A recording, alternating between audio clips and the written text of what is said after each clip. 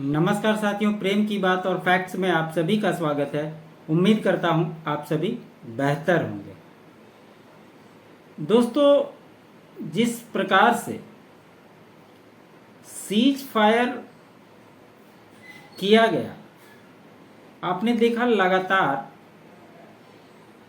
ये खबरें चलती रही और सेना ने स्पष्ट रूप से ये क्लियर किया कि हमने कोई पहल नहीं की थी। पहल पाकिस्तान की ओर से हुआ था और हमने सिर्फ उन्हें मोहलत दी, न कि किसी तरह के एग्रीमेंट पे या किसी भी जो भारत ने रिस्ट्रिक्शंस लगाई है उसको लेकर किसी भी तरह का कोई भी समझौता नहीं किया गया। तो आज इसी बात की चर्चा करेंगे कि पाकिस्तान युद्ध विराम के लिए इतना ज्यादा छटपटा क्यों रहा। आपने देखा कि 3 दिन के युद्ध से पाकिस्तान की सैन्य क्षमता की कमर तोड़ दी गई। उसे युद्ध विराम के लिए अमेरिका के सामने गिड़गिड़ाने के लिए मजबूर होना पड़ा, क्योंकि अमेरिकी राष्ट्रपति डोनाल्ड ट्रंप का भी बयान आया और उनके जो विदेश मंत्री उनका भी ट्वीट आया था। तो सवाल ये उठता है कि क्या वाकई में अमेरिका इसके बीच में था। अगर इंडिया के पॉइंट ऑफ व्यू से अगर आप देखें तो इंडिया ने किसी भी स्टेटमेंट में किसी भी कंट्री के लोगों का नाम नहीं लिया, चाहे वो डोनाल्ड ट्रंप हो या कोई और हो। लेकिन जब शहबाज शरीफ अपने पाकिस्तान में संबोधित कर रहे थे तो आपने देखा उनके बयान में सिर्फ क्या था, वो अमेरिका हो, चाइना हो, तुर्की हो, कतर हो, सऊदी हो, सभी को थैंक यू कर रहे थे।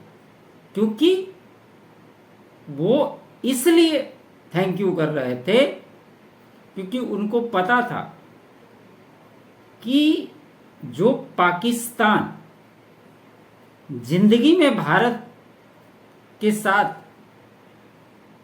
अगर लड़ाई करेगा तो कुछ नहीं कर पाएगा, वो भारत ने सिर्फ 3 दिन में करके दिखा दिया। अमेरिका ने हमेशा की तरह, इसमें चूंकि अमेरिका का हित भी था और इसलिए अमेरिका ने पाकिस्तान की मदद की, क्योंकि और इसी वजह से आईएमएफ से जो उसको फंड मिलना था वो भी अप्रूव हो गया। और पाकिस्तान का बेसिक उद्देश्य यही था कि जिस प्रकार से भारतीय सेना ने पाकिस्तान में तबाही मचाई थी, इससे पाकिस्तान को कुछ समय चाहिए था और अपना हित साधने के लिए वो जब अमेरिका ने बोला कि तुम अगर युद्ध विराम कर दोगे तो हम तुमको आईएमएफ वाला जो कर्ज है वो तुमको दिलवा देंगे।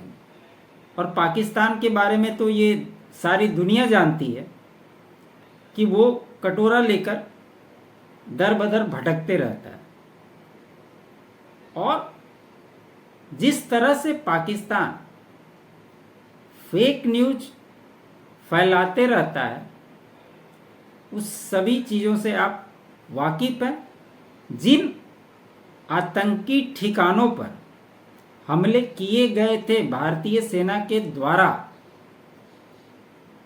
उसके जनाजे में किस प्रकार से पाकिस्तान के बड़े बड़े अफसर, राजनेता और खुद आतंकी मौजूद था, ये सब आपने देखा।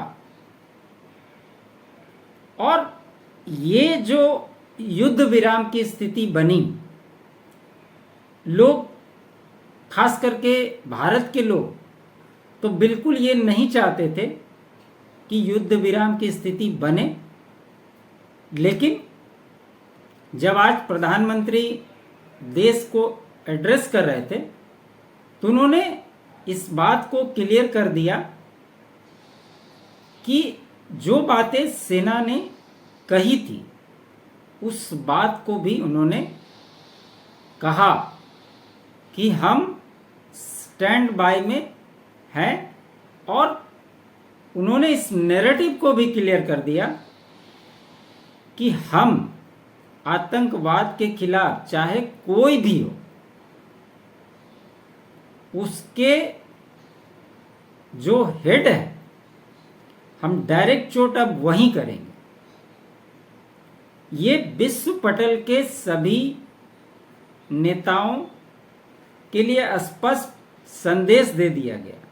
और साथ ही साथ ये भी साफ कर दिया गया कि पाकिस्तान से बात होगी तो सिर्फ पीओ के लिए होगी, पीओके के लिए होगी। और जो आतंकवादी हैं, क्या पाकिस्तान उसको भारत को सौंपना चाहेगा?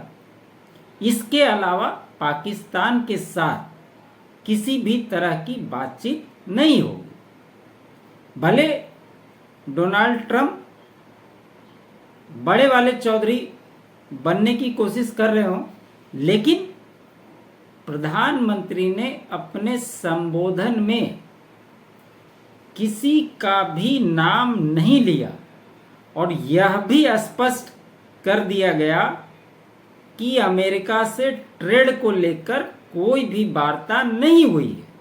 क्योंकि लगातार अमेरिका की ओर से स्टेटमेंट आ रहा था, डोनाल्ड ट्रंप का एक नया स्टेटमेंट आया जिसमें उन्होंने कहा कि हमने भारत और पाकिस्तान से कहा था कि आप युद्ध विराम कर दीजिए तो हम आपके साथ बड़े मात्रा में ट्रेड करेंगे।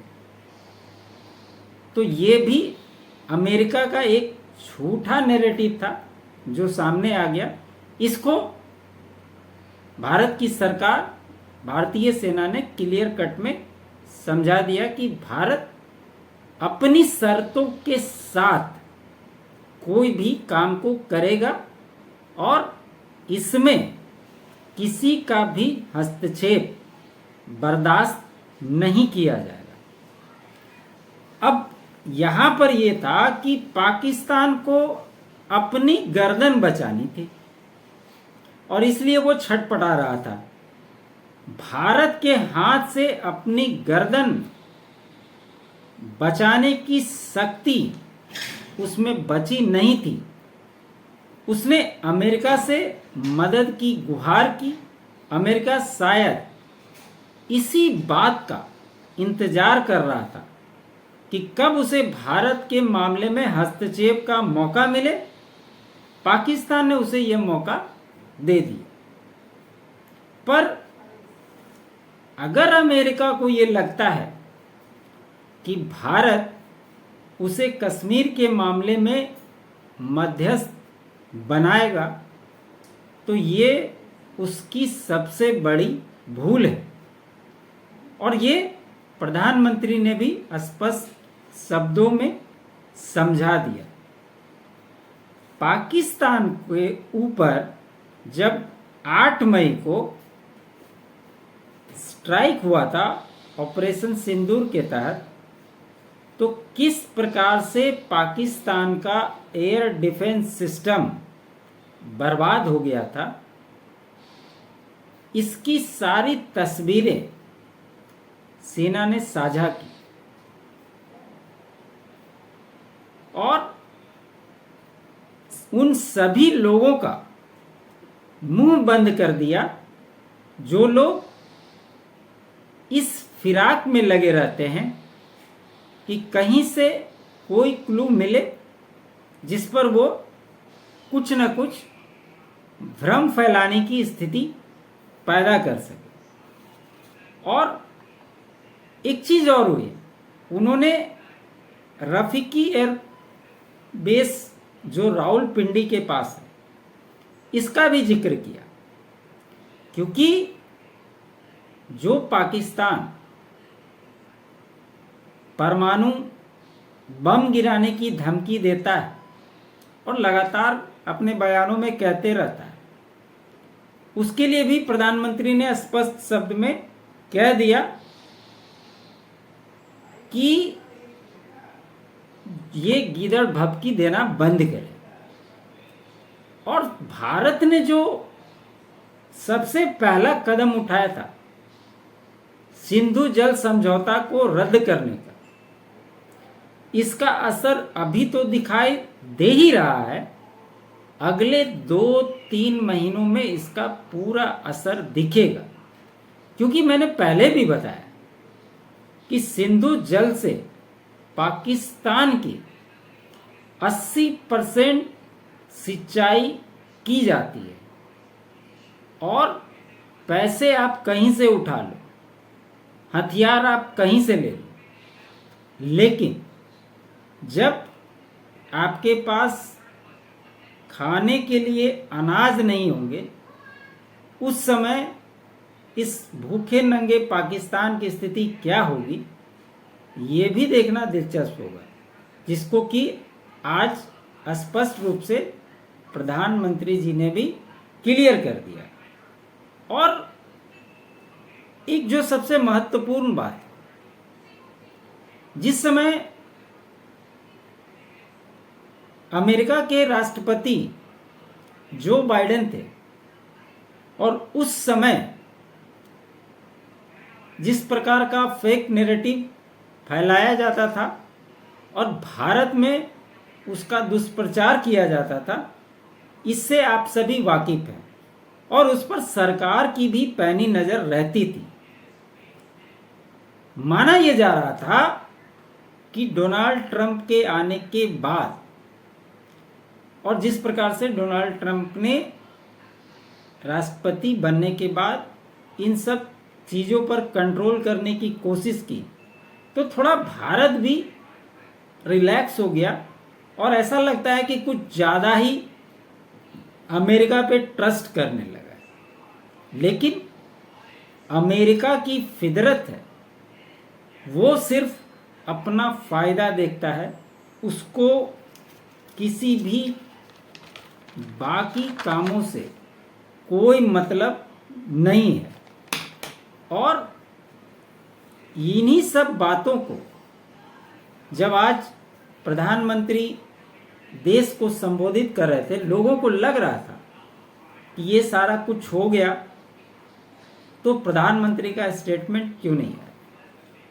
और आज उन्होंने अपना स्टेटमेंट भी दिया, देश को संबोधित भी किया और इन्हीं सब महत्वपूर्ण बातों पर उन्होंने गौर किया और साथ ही साथ उन देशों को भी ये बताने की कोशिश की, चाहे 9/11 हो अमेरिका पर, चाहे लंदन में बॉम्बिंग वाली घटना हो या भारत में इतने सारे आतंकवादी घटना घटी, ये सारा का सारा फैक्ट्री पाकिस्तान में ही है। और इसीलिए उन्होंने स्पष्ट कहा कि हमने पाकिस्तानी सेना के एयरबेस को टारगेट बनाया और आतंकवादी ठिकानों को भी टारगेट बनाया। और ये क्लियर संदेश हर एक देश को देने की कोशिश की गई कि हम इस मामले में कोई भी समझौता करने के लिए तैयार नहीं हैं और हम किसी प्रकार का समझौता नहीं करेंगे। जब चीन का स्टेटमेंट आया था कि हम पाकिस्तान के सपोर्ट में खड़े हैं, तब चाइना को भी आड़े हाथ अच्छे से लिया गया और उसे बता दिया गया कि भैया तू अपनी औकात में रहो। और इससे पहले जो वीडियो हमने बनाए थे उसमें भी कहा था कि इस लड़ाई अगर होती है तो पाकिस्तान का तो जो होगा सो होगा, चाइना की दुर्दशा हो जाएगी, क्योंकि पाकिस्तान सारा का सारा हथियार,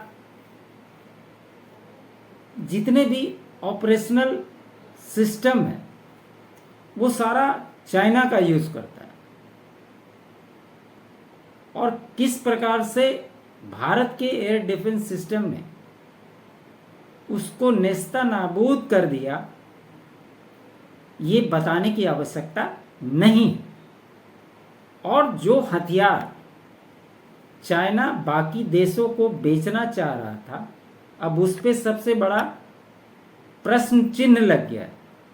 लेकिन वहीं भारत की ताकत विश्व ने देखी, किस प्रकार से मेक इन इंडिया प्लान के तहत बनी भारत के स्वदेशी हथियारों ने, उसके डिफेंस सिस्टम ने किस प्रकार से काम किया। अब इनकी डिमांड विश्व स्तर पे कैसे बढ़ेगी, यह भी दिलचस्प होगा। और कहीं ना कहीं जो पाकिस्तान इसको धर्म की लड़ाई बनाने की कोशिश कर रहा था, हिंदू मुसलमान को, आपने देखा होगा उसका जनरल आसिफ मुनीर ने स्टेटमेंट दिया था कि हमारा धर्म, हमारी संस्कृति अलग है, हम उनसे बेहतर हैं। उसको उसकी औकात भारत ने याद दिला दी। और आपने देखा होगा कि जब से 7 तारीख से लेकर के 12 तारीख हो गए, वो कहीं दिखाई भी नहीं दे रहा है। कहाँ गायब हो गया इसका कोई पता नहीं है, ये पाकिस्तान ही बता सकता है। लेकिन वो तो कोई चीज़ बताता नहीं, इसलिए वो बताएगा भी नहीं। और जिसके बारे में वहाँ का कठपुतली पीएम कसीदे पढ़ रहा है, उसकी क्या औकात है ये दुनिया जानती है। तो इस बात को स्पष्ट तौर पे आप ये समझ सकते हैं कि इस युद्ध विराम की आवश्यकता भारत को नहीं थी। और भारत के लोग चाहते थे कि जब पाकिस्तान के डीजीएमओ का फोन आया था तो भारत उसको अवॉइड करता और अपनी कार्रवाई को और अंजाम तक पहुंचाता। लेकिन जितनी कार्रवाई भारत ने की, इससे पाकिस्तान बौखला गया और कितने पैसे उसके बर्बाद हुए। एक तो ऐसे ही फॉरेन रिजर्व उसका कम है, और इस सिर्फ 3 दिनों के अंदर उसकी क्या स्थिति हुई, ये तो पाकिस्तान ज़्यादा बेहतर आकलन कर सकता है। तो खबरें यही थी दोस्तों। उम्मीद करता हूँ आपको मेरा ये विश्लेषण अच्छा लगा हो, तो लाइक कीजिएगा। चैनल को सब्सक्राइब नहीं किया है तो सब्सक्राइब कर लीजिएगा। वीडियो को अधिक से अधिक शेयर कीजिएगा और आप अपना कंट्रीब्यूशन भी दे सकते हैं चैनल के सपोर्ट के लिए। QR कोड आपको स्क्रीन पर दिखाई देते हैं, बाकी डिटेल डिस्क्रिप्शन में भी मौजूद रहते हैं। मेरा अल्टरनेट चैनल फैक्ट्स भी है, उसको भी आप लोग सब्सक्राइब कीजिए, सपोर्ट बनाते रहिए। आप सभी का बहुत बहुत धन्यवाद।